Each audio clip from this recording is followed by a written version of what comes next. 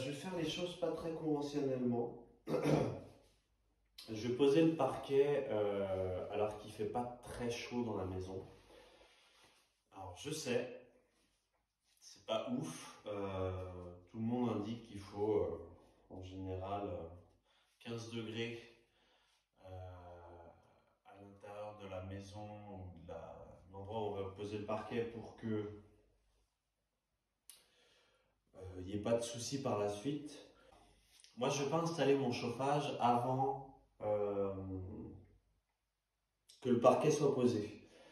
Et j'ai pas envie d'attendre cet été qu'il fasse doux dans la maison pour commencer. Donc, ce que je vais faire, c'est que je vais poser le parquet en fait. Et puis, et quand je mettrai la maison en chauffe, je le ferai très très progressivement, de manière à ce que le bois ne travaille pas trop d'un coup.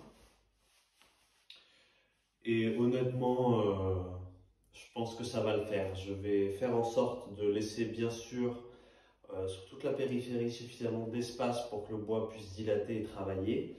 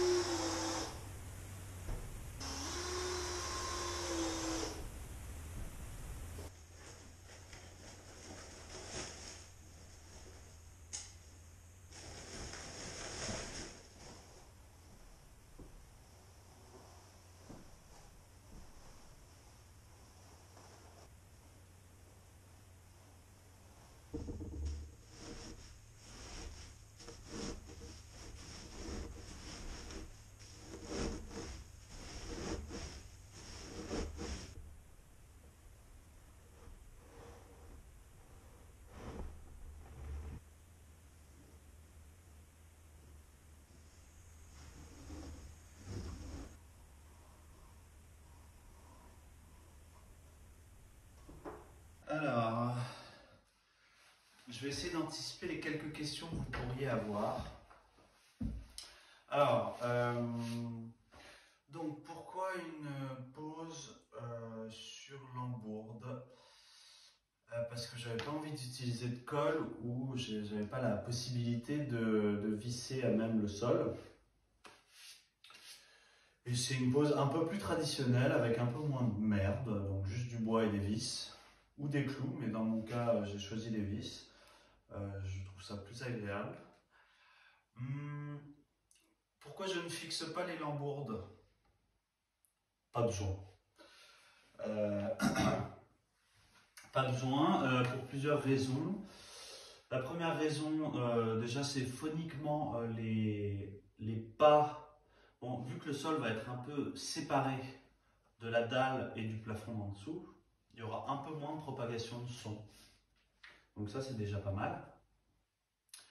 Et ensuite, peut-être que ça, si on les fixait, ça empêcherait le parquet de bouger s'il avait envie de travailler.